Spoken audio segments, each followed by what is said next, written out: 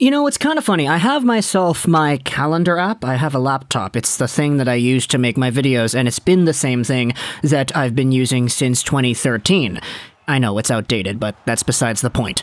On my laptop, my MacBook, I have myself the calendar app, and on the calendar application, I write down every single video that I have uploaded or that I plan to upload into the next few days, and of course, because the previous videos are already on there, this is how I'm able to visualize, okay, when have we made a video about the Red Wings? When was the last time we talked about a prospect? When was the last time we did this? Oh, is it time to make another video about a why I want? This is kind of my life now. And so when I put into my little topic box for today, Saturday, January 1st, by the way, Happy New Year, I already said that, but you get the point.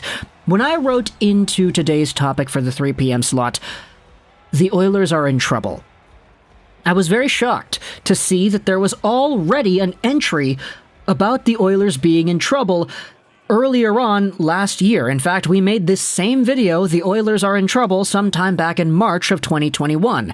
And so now I'm thinking about it like, it's kind of strange how the problems that they had back then, maybe they're not the exact same problems today, but there still are problems for a team that houses the 2 top scorers in the NHL, 2 of the best players in the entire gosh darn world, and guys who have just been absolutely above another level when it comes to being able to produce points. How can a team that houses these 2 players consistently have as many problems as they have? And I decided all this last night. I was like, okay, I'm going to make a video talking about how good McDavid and Draisaitl are, but how bad the Oilers are. And I decided on that last night. After the New Jersey game. It was after that performance I was like, okay, we have to make a video about this. And then when I woke up today, I was like, oh crap, the Oilers are playing the Islanders again. We can't make this video yet because it's going to be in the middle of the time they're playing, and I don't want to interfere with that. I don't want to make an entirely new video topic about something that might not be relevant. But hey, guess what? That Islanders game, it's done. The Oilers lost again, and these problems are even more apparent now than they were yesterday. So I have to make this video now. Let's talk about how the Edmonton Oilers are in trouble, and we'll start by going over what exactly happened in yesterday's New Jersey game that stood out to me and is kind of the reason I'm even making this video. So, if you saw the video earlier on in this channel and today, we had ourselves a conversation about Jack Hughes and how good he has been. He's gone out there with 6 points in 2 games. It's been fantastic. But the game that really allowed me to talk about Jack Hughes in that sort of way was this same game. New Jersey, Edmonton, December 31st in New Jersey. And I said this in the video about Jack Hughes, I'll say it again here. This game, if you're a coach, absolutely sucked. The defensive strategies sucked. The Devils and their defensive coverage, it was terrible. The Oilers were not any better. The goaltending was really, really bad on Edmonton's part. Like, I'm sorry, Mike Smith made a whole bunch of saves, yes, but the goals he let in, I can't even believe, like, these goals that are going in. But just overall, not even the goaltending as an issue over here, just the overall strategies and defensive coverage that was displayed by both teams was very, very poor. The Edmonton Oilers, though, are in a position where now this loss against New Jersey yesterday was, what was that, their 8th loss in their last 10 games.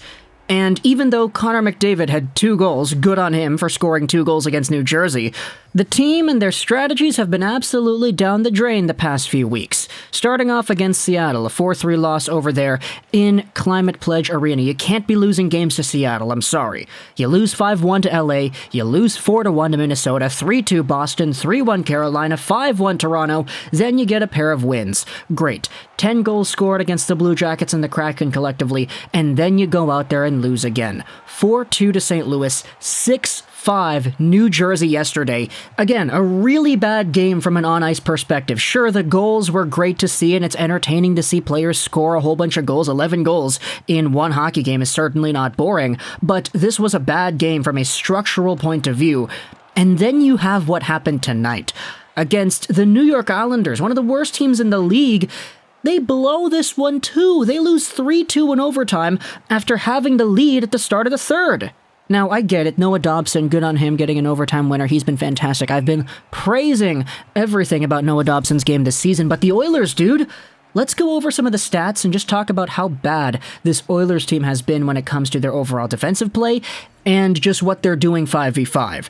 The Oilers, this is from a few days ago, before the New Jersey game, they're down to 25th in the league with a 44.96 goal for percentage at 5v5. Worth noting, that's behind the Sabres. Now, what does that mean? Goals for percentage at 5v5? That just means that when they play 5v5 hockey, how many of the goals are being scored by the Oilers and how many of the goals are being scored by the other team? When the Oilers play 5v5 hockey, they are scoring 44.96% of the goals, which is indeed behind the Sabres. Pretty much what it means is that the Sabres are scoring more goals and allowing fewer goals at 5v5 than the Oilers are. You want to talk about teams being power play specialist teams? Yeah, Edmonton is kind of that. Here's another stat I wanted to go over. The Oilers are indeed awful defensively, but the interesting thing is that there isn't one culprit, player, line, or pairing. It's just everybody on the team being below average to various extents. Take a look at this. Expected goals for versus expected goals against. Look at all the Oilers guys that are popping up on this graph. Nobody is out here with a two-way metric that is above the average. Every one of these players is allowing more goals against per 60 minutes than average. Now, sure, some of them are scoring more per 60, like McDavid and Puljujarvi, oddly enough, but all these guys are being below average when it comes to the expected goals against on the ice. Same thing goes for the defensemen. Barrie, Keith, Ceci, Bouchard, and Nurse. Sure, some of these guys have higher goals for numbers, but they are all hovering in the same below average territory when it comes to preventing goals from the opposite team.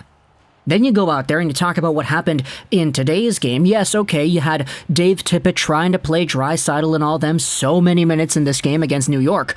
But you could see it partway through the third period. Draisaitl, man, like you could tell, this is the second night of a back-to-back, and you could tell that he's been gone out there and played like a maniac the past two nights. You want to talk about ice time? Let's talk about ice time. Hey, you have yourselves one of the best players on the team in terms of ice time because Dave Tippett is going out there and playing him a whole bunch. Let's go out there and play Devin Shore a whole bunch of time because, hey, he's a Dave Tippett guy. There was a point in the game, I think it was like before the end of regulation, where he had more minutes than Zach Hyman. He had way more minutes than Ryan McLeod, who's been playing pretty well as of lately. And then you have guys like Puljujarvi not getting as many minutes as well. This is kind of the thing with Edmonton. Their coaching has gotten to a point where they're overplaying their top guys. Draisaitl and McDavid are looking tired, which is kind of crazy because those guys are kind of superhuman in a way. Nobody on this team is above average defensively in terms of their expected goals against metrics. The team as a whole is one of the worst 5v5 teams in terms of goal percentage, and you still have guys going out there playing more than they should be. Like, I'm sorry, if you're a Devin Shore fanboy, that is absolutely okay, but Puljujarvi, man. Ryan McLeod as of late, man. I think it took until overtime for Zach Hyman to go out there and actually overtake Shore in ice time. Not to mention the goaltending. Oh my goodness, the goaltending. Yesterday's game against New Jersey, absolutely terrible showcase from Mike Smith. Like, I am sorry. The goals that guy was allowing, Jack Hughes in overtime, he makes the save, but it trickles in behind him. Long shots from Jan Kuokkanen that absolutely have no business beating a goaltender from that range. Jack Hughes one-timers on the power play, like, it's so weird, dude. This is a team that's supposed to be, like, I don't know, a dynasty. They're supposed to be a dynasty. When you have players as talented as McDavid and Draisaitl, you have to be a dynasty. You cannot not be. You know? Like, McDavid is, 24, 25 years old already? I'm not going to go out there and start that entire conversation again about, oh, we might ask for a trade or whatever, but, like, you have to start thinking about it. Especially with how poorly the team is playing right now, right? I don't know. Talk to me in the comments, what do you think about the Oilers and how they've been playing as of late. Am I kind of crazy for bringing up all these concerns and highlighting what I think is a problem with the Edmonton organization at the moment? Or is this somewhat justified in the way they're playing, the way they should be playing, and how the guys out there are not really being coached in the best way possible? Let me know your thoughts in the comment section below. I hope you enjoyed this video. And bye.